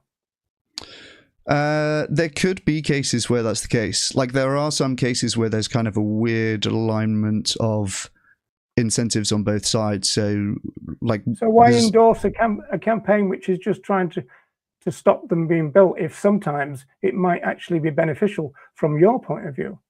Well, the calculation is that most of the time it's not going to be. My tacit assumption, I suppose, is that's actually increasing the number of animals being farmed. If it were the case that they're all like replacing some older facilities which are worse welfare, then yeah, I guess that does change the calculation. But I don't know how many times that's the case versus we're actually preventing an increase in the capacity. It would presumably, in your scheme of things, have to be looked into, because you wouldn't want to be making anything worse, even if it's only in a minority of cases, would you? Well, there'll be trade-offs, right? So we were talking about the price of beef recently has gone up a lot in America, and interesting, and so that's led to, there's a record low number of cattle being farmed in the US at the moment, and record high prices for beef. And one of the parts of that is also record high profitability for cattle farmers. And we're looking at that and thinking, you could see how that would sound like it's a bad thing, right? We don't want this to be profitable. But in this particular case, it's because there was a lower supply overall. So there's actually a lower number of animals being farmed, and it still increased the profitability for those particular farmers who were still doing it. But we're saying in this case, like, this is still good because it decreased the number of animals being farmed. Now, normally what would happen is that the market responds to that and says, okay, there's an undersupply, and so more people are going to start farming cattle in order to meet that supply. I'm not quite sure if I'm following you. If they're just rejigging where the exploitation takes place, how does that reduce the number of our fellow animals being used? Again, there's an assumption here that some of what Communities Against Factory Farming is doing in blocking new factory farms from being built is decreasing the overall numbers of animals being farmed. I'm assuming that it's not 100% of the farms that are blocked are just bringing animals from somewhere else, in which case it counts. Get involved in the campaign, and the subsequent press coverage makes people think, oh, I'm not going to eat any of that anymore. Is that what you're saying? That can be a part of it. But I don't think there's just like... I think there are more factory farms being built such that more animals will be factory farmed if that's allowed to happen. I don't think it's just the same number of animals in different farms now. That can't be true if the demand doesn't go up, can it? Well, we're importing some amount of animal products currently, right? Yeah, and so it can be. I asked about imports as part of it before. Yeah. Have you seen this one? I don't know whether, because we're coming up to. Yeah, we're coming up on 2 hours. I do have another conversation. You do have another 5. one, don't you? Yeah. Yeah, I do. Do you want to get off, or do you want to take some of the questions, or what? No, we can go until 5, basically. Yeah. Till 5. Wow. Okay. All right. Okay. So that's a quarter of an hour. Yeah. Another thing about. What did I say? It said something about that one. Suggestion that vegan 2.0 is obsolete because we've already got the welfarists doing it. And what I would add to that question is, so why associate what's already been doing by the welfarists with veganism, which it's not? So my thinking in this, and I mean, it could be that it is if your definition of veganism entails some amount of activism. Again, I think that doing welfarist stuff is not just about improving welfare. It is actually reducing the number of animals being farmed, is reducing rights violations. So I think that's a really important thing that a lot of times is missed. So I'm keen to hammer that point home. But in terms of just like the branding of it, my thinking is in terms of where your efforts will be, and if you're trying to kind of achieve a reduction in suffering, reduction in rights violations, however you might be thinking about it, it just makes sense to focus on the ways that you can do that most efficiently. So yeah, I mean, do you agree? I presume you do agree with the idea that some forms of activism are more effective than others in terms of reducing the number of animals farmed. I think in terms of what veganism wants, there's nothing better than vegan education, because it's not about reducing, it's about stopping, and it's about in addition to that, because of the scope of veganism, it's wider than just the animal question. And that's why I brought those slides up.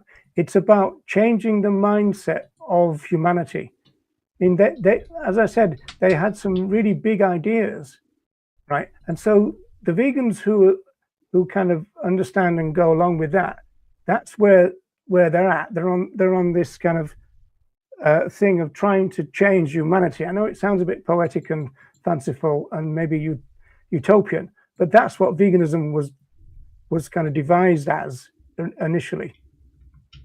Yeah, and that's fine. I mean, I think I'm just very much focused on the practical how to do that, because I don't like.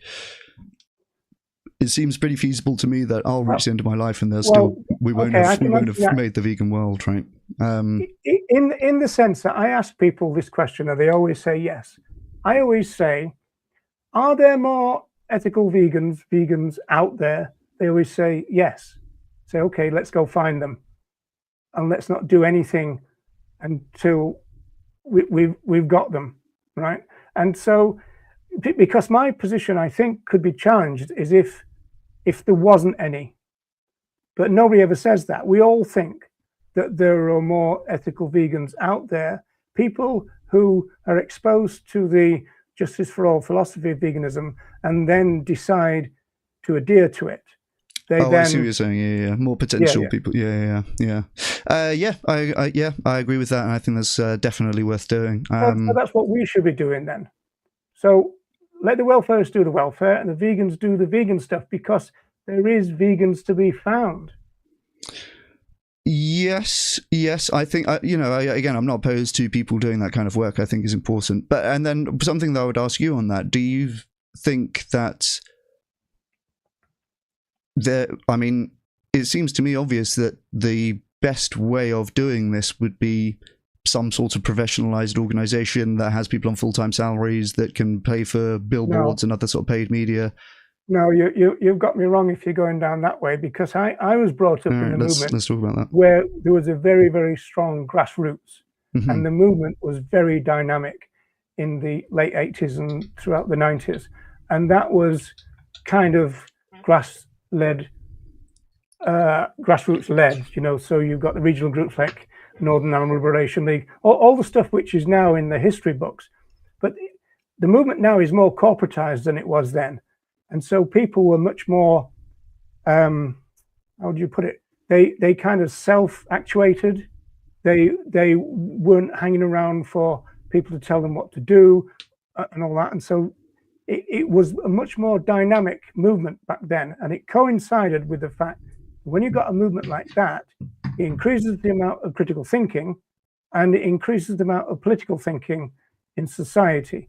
And that could be a break on the idea of trying to get that back again might be ruled out, because human beings are not like they used to be back then. I accept that. That is a potential kind of answer to that aspiration. But I would say that the best thing we could do for the movement is not to professionalize, but to increase the grassroots and let them get on with it like it used to be. I can certainly see, and again, I do think, basically the more people who are able to be involved in some capacity, the better. And that's why my focus is on doing things which are incredibly easy for lazy, internet addicted young people to do, in terms of donating, posting on social media, feeling like there's a feed where you fill out responses to consultations and email companies and stuff like this. I mean, I think that but I think there's, I can see certainly it's good for as many people to be involved in that as possible, basically. But I think that having some amount of people who are professional and guiding that and able to inform on strategy and make resources that can be used and organise.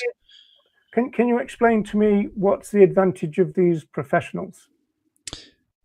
Well, look, I think in any endeavour where you want to achieve something, it's often the case that having some professionals who are thinking about this full time and able to have the time to do it because their bills are being paid by doing it is going to be right. So it's about the money. So we could we could make loads and loads and loads and loads of people professional by supporting them through Patreon and that kind of stuff. And you don't need the professionals as we've got them now in the corporations, because I don't know whether you know this or not, but I've always had this thing. If you lined up all the professionals and they were there with their salaries and what they did, I think the movement would be incredibly shocked, because the amount of duplication in this movement is out of this world, right? So there would be a case for these professionals to spread themselves around the country and get involved on a community level with activism and all the rest of it. You don't need the corporate structure that we've got. I think there's a funding problem within the movement, which is increasingly corporatized, where you've got big companies who are kind of competing. I mean, Gary Francione says we don't have a social movement, we have a bunch of competing companies now. Well, I can see what you mean, but I think that's probably a good thing. I think it's good that there are institutions that have to compete for funding and therefore are incentivized to do better and meet their targets that their funders will set for them and stuff like this. I think like funding individuals, there seems to be kind of no accountability. Like there's some limited amount of resources that are going to go into. The other way around, Chris. If you fund a local group and they're all over social media, you can see what they're doing on a weekly, hourly basis. If you give money to Animal Justice Project or Animal Aid, you haven't got a clue what that 20 quid's doing. If you give 20 quid to a local group and they said, we've just bought a new photocopier, you know what you've done with them. Yeah, but like most donors are not going to be that involved in or informed and able to like evaluate, was it a better use of the resources for this group to buy a photocopier, for that group to buy placards? How do you know that? Well, how would you make those assessments? They would make the assessment through monitoring stuff on social media, and look, we're all on social media. But what if we could professionalize the monitoring? Like, I don't want when I donate to animal organizations to have to be like, it's up to me to be constantly checking that they're doing the thing that they said that they would be doing. And what's wrong with that? You just go, okay, I've given 100 quid to X. Let's have a look on social media what they've done with it. You go, oh, I don't like that. I'll give it to somebody else. Whereas if you just give it, like with your ACE thing that you promote, you actually don't know where your individual donation goes, because it gets sucked up by a big corporation. You give it to a grassroots group, you got much more kind of, oh wow, they're really doing something with my money. It involves you, empowers you, and then you go, well, I'm going to make a group now. I mean, maybe. I just think that most people don't have like. It's not reasonable to expect most people to be able to make those kind of judgments. Like this is why you have like financial. You don't know, do you? Well, this is why you have like experts in like financial advisors or lawyers or something. It's good to have some sort of. So I've already explained the weakness of my argument, but we used to have that in the past. It's not as though it wasn't possible. So it might be possible to get it again, but you're kind of poo-pooing it out of hand. On what basis? Well, it's just you've no way of knowing if this particular group that you've given to is going to help more animals for that amount of money than some other group that you could have given to. We've got limited resources. We have to try and have some sort of situation. Like, it's good if there's some sort of situation where there's organizations that have to track and evaluate exactly what they're doing, evaluate different interventions, make records of animals. You mean increase the welfare of, don't you? So for me, it will be some sort of like weighted utilitarian judgment about number of animals, X amount of suffering, and that will include better welfare standards. It will also include fewer animals being farmed.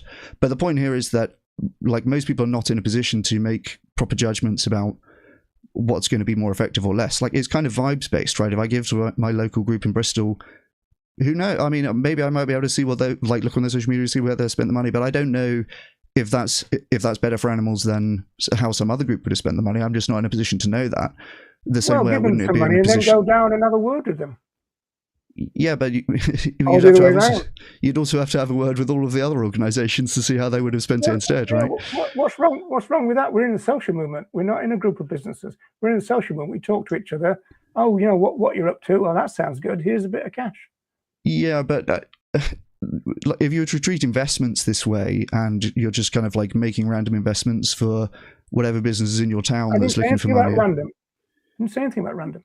Well, you're if you're talking about local random, because you're directing it, you're monitoring what you're doing yourself, right? Most people are not in a position to, like, if you're talking about giving to a local group, for example. Where are you getting the most people are not in the position? How do you know that? You've said that about 3 times. Yeah, because like how you don't seem to appreciate that if you could observe what your local group is doing, you'd have to also know what every other group is doing that you could have given to, and like it's just an incredibly complicated question ultimately to make some sort of judgments on this. And it's a good thing if there are people whose job it is to make those kind of judgments and then advise the rest of us, like in finance, right? If you were to get like if you were to say, you know, invest in the businesses in your local town, for example, I mean, maybe they give a better rate of return than all of the other businesses in the country, but maybe they give a worse rate of return. So it's useful to look at some sort of metrics, have a financial advisor maybe who will, right? Like there can be some things are better use of money than others. However, you're conceptualizing that. Some forms of vegan education, if you only want to talk about vegan education, some forms of vegan education would be more effective than others. And you'd rather give resources there than there. So we're coming to the end, but I mean, clearly between us, I mean, we've kind of got on, but there's a generational difference. But there's a, you know, like, I mean, I'm into things like DIY culture. I'm involved in community things. The movement was very much more community based. I always tell this story that we would go on a SAB on a Saturday, and we'd do something more illegal on a Sunday. And then on a Tuesday, we'd be a Rock Against Racism gig. And then on the Wednesday, we'd be a Reclaim the Night march with the feminists. It was the same people because it was a left-leaning movement back then. And most people in it had similar values. And so there was a certain kind of self-perpetuating buzz about it then. And now it's back to Leonard and his professionals versus civilians slur, calling people civilians. I think that's perfectly fine. Like if you're trying to, come on. if we're talking about like setting up football teams, for example, right? And you say I'm going to be in a community and get people from get my mates together and form a football team, and I say I'm going to employ professionals who are professional footballers. My football team's beating your football team. I'm sorry, but like that's how things are. That we don't need to. It might not be as much fun as if you did it on a Sunday with your mates. And that's certainly correct. But I think that's what it comes down to. Like it sounds like a lot of fun doing, like being in those communities and like going to all the marches or whatever. But I'm trying to score more goals, so I'm going to get the professionals to help. Well, right? Like it's not about our experience ultimately. The definition of goals now, I suppose. But well, I hope you found this productive. I have, yeah. I've really enjoyed talking to you, and you know, I will say, any rudeness towards you in my live stream the other day aside, I do appreciate you, Roger, and I have a lot of respect for you. I was reading about you went to prison, part of ALF, and all this kind of stuff, and you know, I think we have some different. We've all done that. Don't worry about it. Yeah. I think we have some different views on how we get there, but ultimately, it's good that we're on the same side, and we had a pretty productive conversation here. So I appreciate you. I would ask you to consider. I know you've got the merch now, so this is a problem. I would like you to drop the name vegan, because it's not vegan as far as I can see. Maybe that'll have to be a discussion for another time, because we have. Yeah. So one thing I have been toying with actually is moving from vegan 2.0 to vegan plus, and then it seems more like an addition rather than a replacement. But I have to.